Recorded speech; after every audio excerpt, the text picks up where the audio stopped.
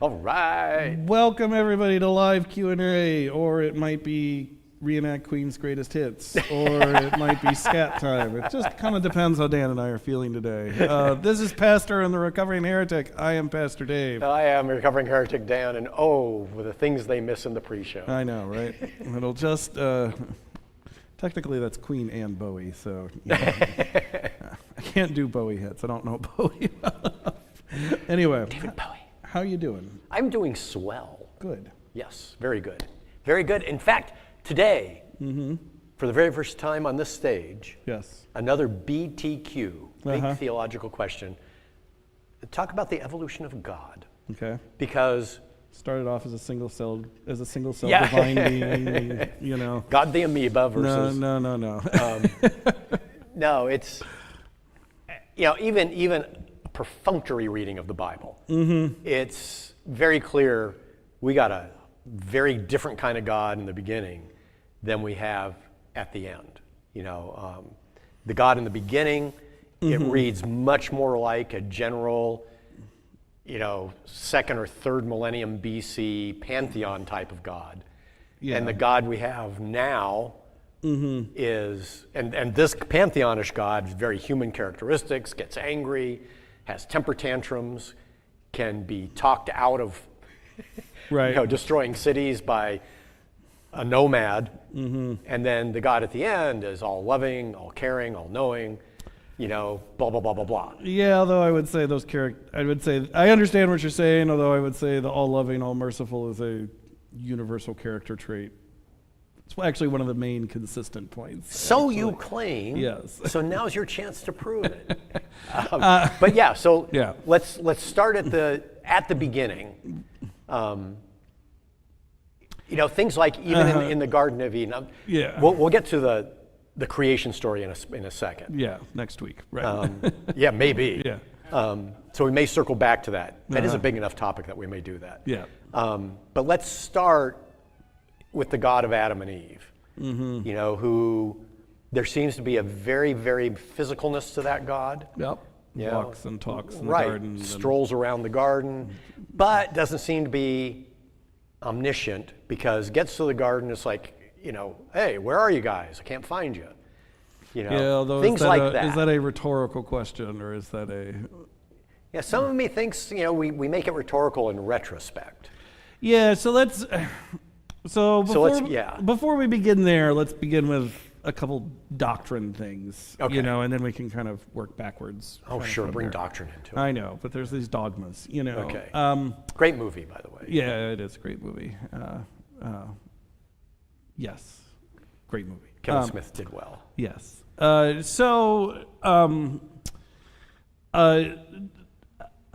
Doctrine kind of... basic doctrine of God, right, is what we call it. So the theology of God. One of God's characteristics, traditionally in what we call traditional theism, is God's eternal impassibility, or God's eternal unchangingness. Okay. Right. So static God. Yeah. Well, and so God doesn't change is the basic theory there, right?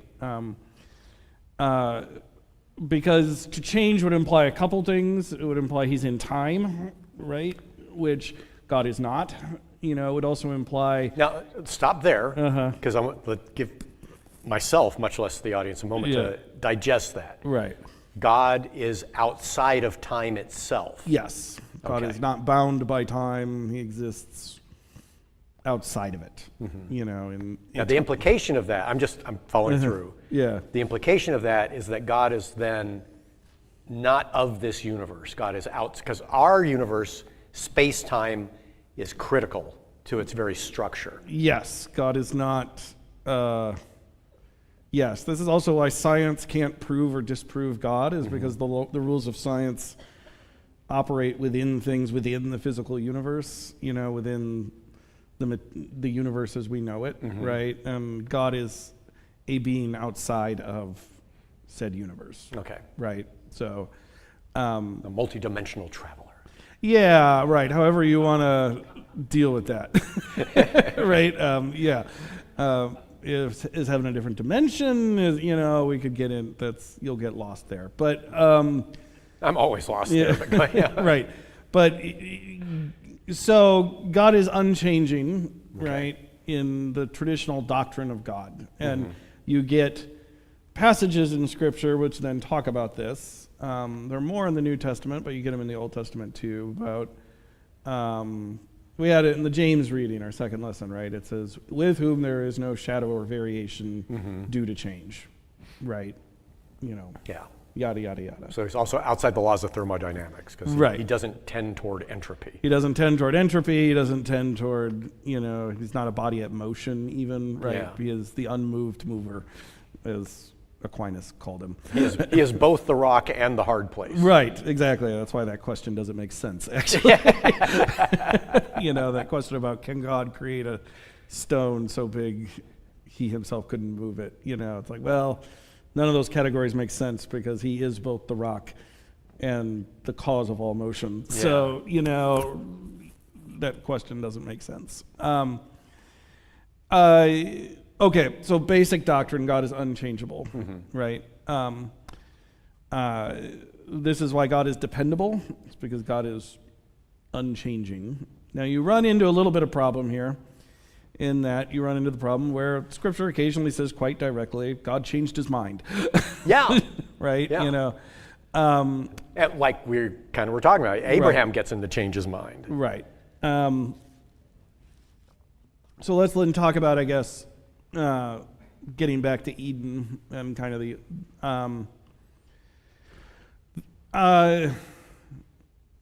well, let's work backwards a second. Okay.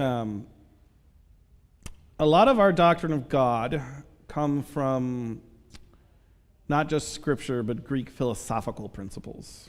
Okay. Right. And so God's unchangingness is not just, it's something we can find in Scripture, but actually it's primarily articulated through Greek philosophy. Okay.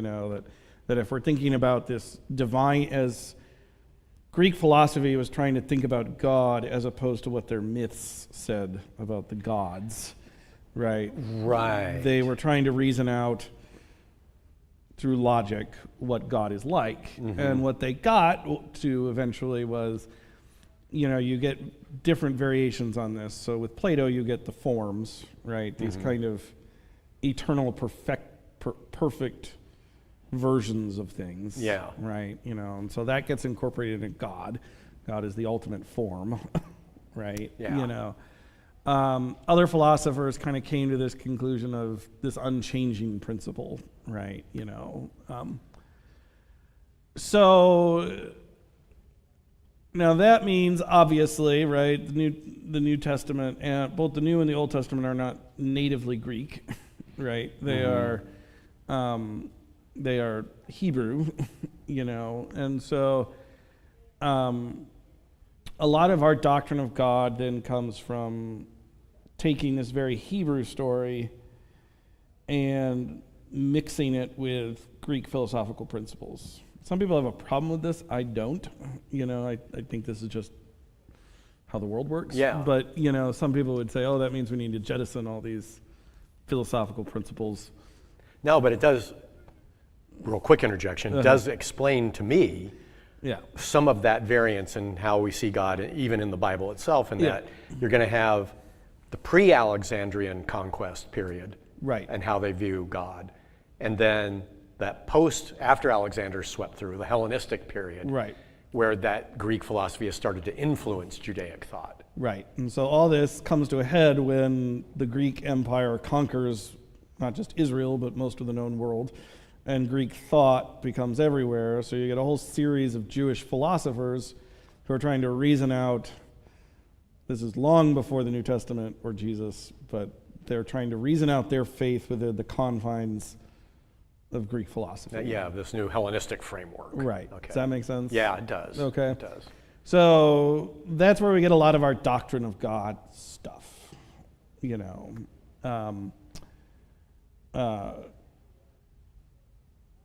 Now, if we go biblically speaking from beginning to end, right, The oldest parts of the Bible tend to depict God as some combination of a storm god and the god of heavenly armies. This is the heavenly host. Right? This is actually one of God's oldest titles, the Lord of the heavenly hosts. Yeah, which almost makes him sound like, again, pre-show stuff we were talking about, makes him sound more like he's Michael, the archangel, in that regard. Right. Than God. Yeah, right. So, this is kind of, the God of hosts, right? Yeah. This is kind of where he's also tends to be associated with mountaintops, right? Sinai. Yeah. But that would go with being a sky god too. Right. Sinai, Zion, yada, yada, yada. Yeah. You get to the mountaintop, you're physically closer to the sky god. Right. Olympus, whatever. Yeah. It's not quite a Zeus analog or a Baal analog. He's not quite a sky god. Again, it's more Thorish? You said a storm god. Yeah. Thunder, lightning are typically associated with Yahweh's presence, and again, this kind of commander of the heavenly host idea. Right? It's making it sound more like Chris Hemsworth should have played God instead of Charlton Heston. Yeah, right. Except he doesn't have the voice. It's all about that's the true. voice. That's true. Although I like the idea of the divine speaking with Australian accents. Right. Maybe Morgan Freeman should have played Thor.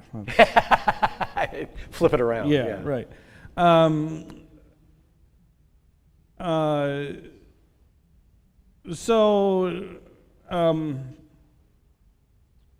All this is kind of under this category, I'm going to borrow a term from our Calvinist brothers and sisters called progressive revelation. This is a really important, that God doesn't do this like data dump of everything all at once into our heads as human beings. That God progressively reveals God's self, which comes to its fullest expression in Jesus Christ, is what we would believe as Christians. But that God kind of progressively reveals himself in order to it's part of how God accommodates himself to God's people. Right. So as our cultures evolve, right, our concept of God evolves. So God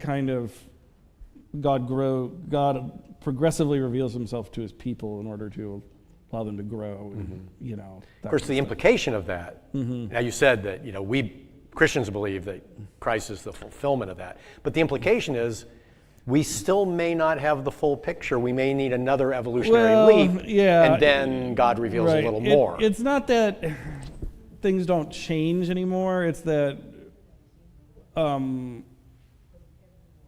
word sufficient is really important here, right? It's not that we know everything. It's that we've received sufficient information for what God's mission in the world is. At this point. Okay. Right. And until there will be another kind of divine data dump at Christ's return, and at the raising of the dead, but then we will know in full, says St. Paul, but we've received enough information, sufficient information. Not that we've received all information, but we've received Jesus Christ is sufficient information for the program to execute on the computer. To use that programming language. No, I like that. I can grasp that. I can grasp it. And it reminds me of a couple passages in the Quran that essentially are saying that Allah has revealed himself to each culture as that culture needs. Yeah. So it mentions that, for Europeans, the people of the book, right? But for Europeans, the Christian message was what God wanted them to have. Right. For Israel, it was Judaic message, and then for most in the kind of Abrahamic faith schema, there's not, there are major differences, and I try not to be like, oh, they're all the same, but we do all kind of share this kind of general idea of progressive revelation. That God's not just instantly data dumping everything, the entirety of God's self into us. That there's this history, because they're historical faiths, right? And so there's this history of salvation, in kind of all faiths. It's right? just done in a different way with each one. It's done on a different timeline and in a different way and through different methods. For Judaism, it's through the law, right? And the kind of progressive evolution of the law. For Islam, it's through the Quran itself, right? And it's kind of everything is leading up to the Quran. For us, it's through the person of Jesus Christ, and the history of salvation leads to Jesus, but there is always this concept of progressive revelation, and that there's this salvation history, that time is an arrow moving forward, not a circle, right? Is generally true for all of us,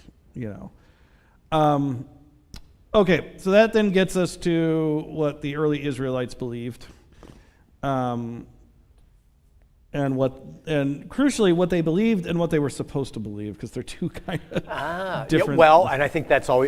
Even today, yeah, what most American Christians believe is very different from what they're supposed to believe.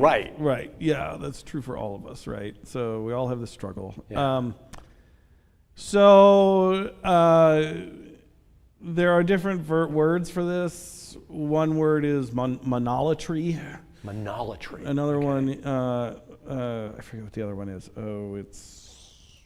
Karen raised an eyebrow at monolatry. I know, monolatry. Whatever the other word is, I forget. Don't yell at me, internet. But what it described, henotheist, that's what it is. Henotheist. Monolatry and henotheist. Okay. Right. So what these are this is the belief that the other gods exist very clearly, but your God is the number one God. Right. So this is kind of where the Israelites started. And you read this in the Psalms sometimes, where it talks about the council of gods, the council of heaven, or... So that's all... That's all of them getting together. Right. That's all the gods got together in this kind of UN-like, atmosphere. But Yahweh was king and in charge, right? Yeah. Does that make sense? Yeah. Yahweh is the president of the council of all the gods. Right. And Yahweh's in charge. And from there you get things like the probably very early Israelite understanding of what the Exodus was the lesser Egyptian gods were in basically like a revolt against King Yahweh, because they had oppressed the king's own people, And so the whole Exodus, the 10 plagues, is God smacking gradually every one of the Egyptian gods back into place. For their impudence. Right, it's a vassal revolt, medieval vassal revolt, and God's going, nope, not going to happen, right, They were having their own anarcho-syndicalist collective over right, there. and God's like, no, we're going to put that down. We don't do this. Right, Okay. we're going to put that down right now. So it's playing out. It's like that old concept that the gods are using humans, just like the Trojan War. The gods are using humans as the vessels to carry out this war. Yes. Amidst themselves. Right, amidst themselves, right? And so and we'll get to that. Let's keep that in mind. Okay. And so Yahweh is king of this council, is the supreme God, but all the other gods, Baal, they all exist. It's just Yahweh is a number one. Mm-hmm. That's kind of where they begin. Okay. You will find an archaeologist somewhere who will probably say, well, they also believed in other gods. So this kind of explains this, the henotheism, monolatry thing kind of, of course, they really existed, Well, and I think that dovetails with how most of the ancient world was right. Like we have our gods, but we acknowledge that you have your gods and they're just as real as ours. Right, but we just happen to worship this group. Right, and Israelites' difference was ours is the number one. We're dogmatically about Yahweh. So same basic belief, but dogmatically, ours is the top dog. Ours is the top dog, okay. Right? Okay. It's the kind of Israelite difference. From there, Israelite religion in the Old Testament is kind of this tension between strict Yahwehism and a more pagan, normal mixing of things, right? And so this is the tension you get between the prophets and the kings through most of the second half of through most of the Old Testament. Is the prophets are always strict fundamentalists. If you want to think about them, they're strict fundamentalist Yahwehists. You worship Yahweh alone, period. That was the deal when we brought us out of Egypt. Don't do that. And usually represented by the kings who say, well, it makes diplomatic sense to have, we still have the main temple, but what's the harm in adding Asherah to, the mix a little bit? Don't we need a female counterpart? And what's the harm in throwing in a little Baal worship there? Or this is the problem with King Ahab during Elijah, is his wife convinces him to wholesale switch over from Yahwehism to the cult of Baal. Oh, so she was going for a full... She's going for a full conversion. Right. Okay. That's why his is so extreme. Right. It's a wholesale conversion. Okay. And that's why Elijah is the one who's always, he's this strict fundamentalist Yahwehist, right? Yahweh alone is our God, no one else, right? Right. Makes sense? Yeah. If you want to worship these other gods, you hit the trail, dude. Hit the trail. You're not doing it here. Israel is for Yahweh. Yeah. Period. End of story. Right. No divine trespassers allowed. Right. Okay. Okay. So you then get this problem. Israel encounters this problem, and the problem is, right, so whenever there was a conflict between nations, it was also a conflict between their gods. Okay, so we are back to the Trojan War analogy of how the Iliad is told. Right, Okay. Ares is over here, right, and so... Hera here versus Zeus's people here. And, right, so you have this problem in the 500s when... Oh, as late as that? Okay. 500 BC, you have this problem. And the problem is that in 520 whatever, Babylon conquers the city of Jerusalem and utterly destroys the kingdom, right? So the temple is burned, the king is sent into exile, the people are, this is what we call the Babylonian captivity. The large percentage of Jerusalem is forcibly moved to Babylon, and the Jews living in Babylon have this problem, this theological problem. And the theological problem is this: Babylon conquered Jerusalem. So by that ancient thought, that means the Babylonian God defeated our God. Right, so they have this, that's the question that they begin engaging in. Does that mean that Marduk, the Babylonian god, defeated Yahweh? Even though Yahweh said, I'm number one, I'm always with you, the city of Jerusalem is my city, the temple is my temple, yada, yada, yada. So was he just boasting and he really wasn't the top dog? Right. And were all those problems is not true? Was he not really in Jerusalem? And, so through what we call the major prophets, this is Isaiah, Jeremiah, Ezekiel, right? Israelite belief begins wrestling with this question, and it begins changing, and the answers they eventually come to those questions are, they say, well, we have two options. Either Yahweh lost to Marduk, or Yahweh's really in control, and Marduk's not really a thing. It's kind of the two options they come to, right? And in exile, the people in exile come to the conclusion that, well, the other gods just don't exist. This was all done at the behest of Yahweh, the exile is at Yahweh's behest. The Babylonians, even though they don't worship Yahweh, serve Yahweh's divine purpose. And you start getting this, the later chapters of Isaiah start getting into this, right? Where God is again and again saying, they're not real, they're just stone. I am the only God. I am the only living God. So that's why it doesn't start until there. Right, and that's because they're trying to figure out this theological crisis they have of either our God lost, or we've got to wrestle with the fact that our God did this to us, but it's one of the two. And the conclusion they come to is, well, those other gods don't exist. This must serve Yahweh's will in some way. So you can almost see it as Marduk is God in disguise for this machination to happen. Well, right, and so it's like Marduk doesn't exist at all. It's, Yahweh, and Babylon quite clearly serves Yahweh's purpose, even though they don't know it. That's why Jeremiah is like, you're not going to beat the Babylonians. God is the one sending the Babylonians, Yeah. You're not going to beat them because God's on their side,